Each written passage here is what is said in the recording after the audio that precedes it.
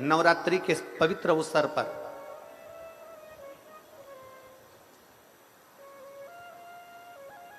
जितने बेटे बेटियां कंपटीशन एग्जाम में बैठ रहे हैं,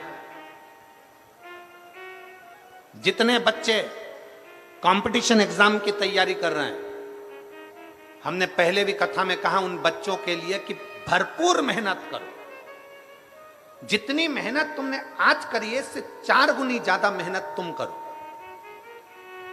जितनी पढ़ाई आज कर रहे हो उससे ज्यादा पढ़ाई और करिए। भरपूर मेहनत करिए, परिश्रम करिए, पूर्ण कर्म करिए, रात दिन एक करो, विद्याध्ययन करो, खूब मेहनत करो। और कंपटीशन एग्जाम की तैयारी करने के बाद आप किसी एग्जाम में बैठने के लिए जा रहे हो तो 1 लोटा जल, उसमें थोड़ा सा लाल चंदन, उस जल के पात्र के मुख पर, कलश जो होता है ना, जल का पात्र जो होता है उसका जो मुख होता है ऊपर, उसके मुख पर लाल चंदन लगा लीजिए और पुरुष मृगा ऋषि का नाम लेकर, पुरुष मृगा ऋषि का नाम लेकर लाल चंदन लगे हुए स्थान से ही बाबा देवादिदेव महादेव को अगर वो जल समर्पित करा जाए तो ऐसा कोई बेटा बेटी नहीं जो कंपटीशन एग्जाम में निकले नहीं।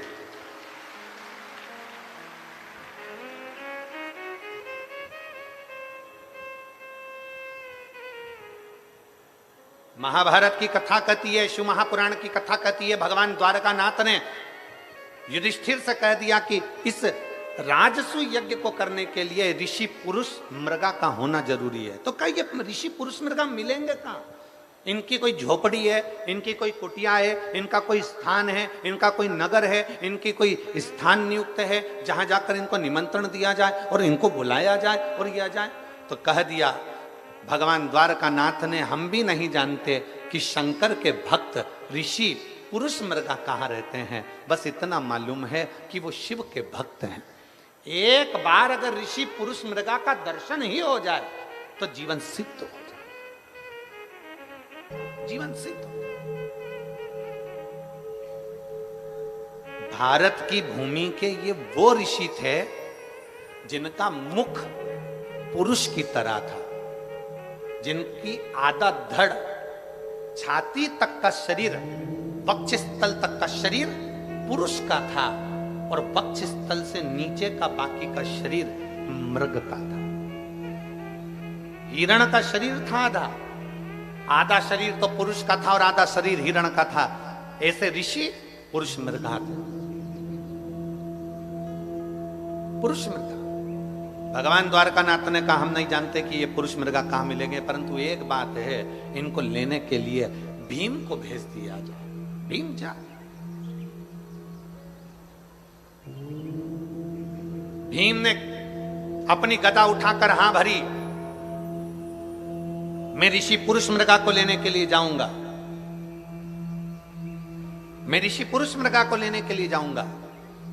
और आतुरता में भीम आगे बढ़ने लगे। इतने में द्वारकाधीश ने कहा रुक जा, ए भीम रुक जरा, जिस पुरुष मृगा को तू लेने के लिए जा रहा है ये पुरुष मृगा कोई साधारण ऋषि नहीं है। अगर मान ले तूने थोड़ी सी भी गलती कर दी तो ये पुरुष मृगा तुझे खा जाएगा। ये वो ऋषि है जो तुझे एक क्षण के अंदर निगल जाएगा। तेरी थोड़ी सी गलती हुई ना तो ये पुरुष मृगा तुझे निगल जाएगा, थोड़ी सी गलती। इतने में भीम ने कहा द्वारकानाथ से, आप मुझे जानते नहीं हो द्वारकाधीश, क्या आप मुझे पहचानते नहीं हो? मेरे में केवल शरीर का बल नहीं, बुद्धि का बल भी मुझ में है। मुझ में केवल शरीर का बल नहीं, मुझ में बुद्धि का बल भी है। भगवान द्वारकानाथ ने कहा आगे तेरी मर्जी, पर याद रखना भीम, जरा सी चूक हुई, जरा सी गलती हुई तो ऋषि पुरुष मृगा तुझे निकल जाएंगे। भीम ने कहा चिंता मत करो, मैं लेने के लिए जाता हूं। भीम उठे, उत्तर दक्षिण पूरा पश्चिम ढूंढने के लिए चल दिए पुरुष मृगा को। पुरुष मृगा को ढूंढते ढूंढते भीम थक कर एक जगह पर बैठे थे। तभी उन्होंने देखा कि एक बानर, एक बंदर बैठा हुआ है। एक बानर बैठा। भीम ने आवाज लगाकर कहा, तुम कौन हो? बानर के रूप में श्री हनुमान जी महाराज कहते हैं, भीम तुम मुझे पहचाने नहीं, मैं भगवान राम जी के चरणों का दास हनुमान हूं। मैं भगवान राम जी के चरणों का दास हनुमान हूं, तुम मुझे पहचाने नहीं।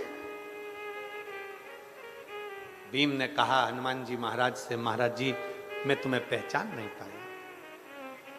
भीम तुम थोड़े बेचैन से दिख रहे हो। भीम तुम्हारे चेहरे पर थोड़ी बेचैनी दिख रही है, तुम थोड़े बेचैन से नजर आ रहे हो, तुम्हारे चेहरे पर थोड़ी बेचैनी दिख रही है, क्या बात है भीम? भीम ने कहा, मैं आपको क्यों बताऊं कि मुझे बेचैनी क्या है, मैं आपको क्यों बताऊं कि मुझे कष्ट क्या है, मैं आपको क्यों बताऊं कि मुझे तकलीफ क्या है। भीम ने बताना नहीं चाहा। भीम बैठ गए, सुस्ता रहे थे, बहुत सुस्ताते सुस्ताते आखिरी में हनुमान जी महाराज ने भीम को दूर बैठे हुए कहा, भीम मुझे मालूम है तुम कहां जा रहे हो। भीम ने पूछा, बताओ कहां जा रहा हूं।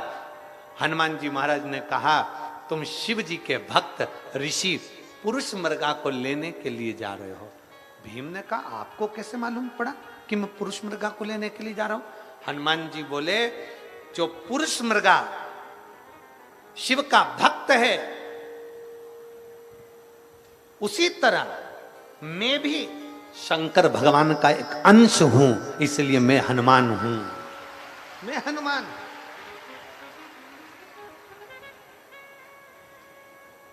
मैं शिव जी का एक अंश हूं, इसलिए मैं हनुमान हूं।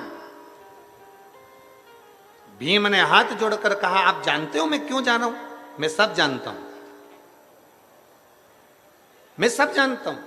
क्यों जा रहे हो, किस लिए जा रहे हो? तब भीम ने कहा कि तो ये बताओ कि ऋषि पुरुष मृगा कहां मिलेंगे?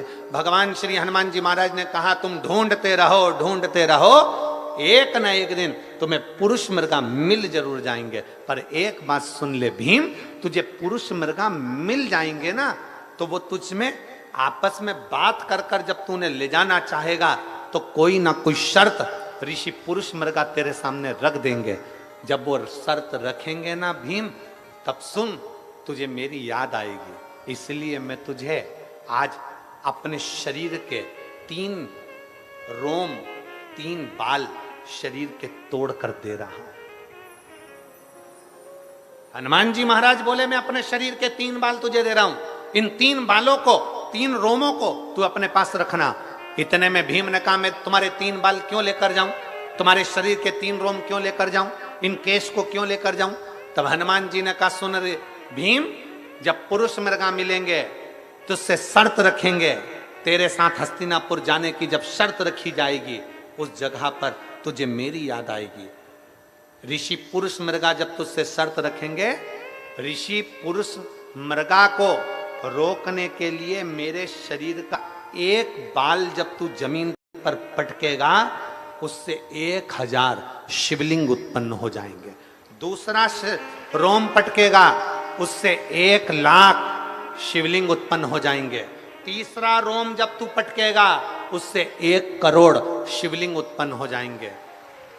मेरे हनुमान जी महाराज ने कहा, भीम जब तू पुरुष मृगा से संकल्प लेगा, कुछ शर्त रखेगा, मेरे शरीर के ये शिवलिंग प्रकट करेंगे।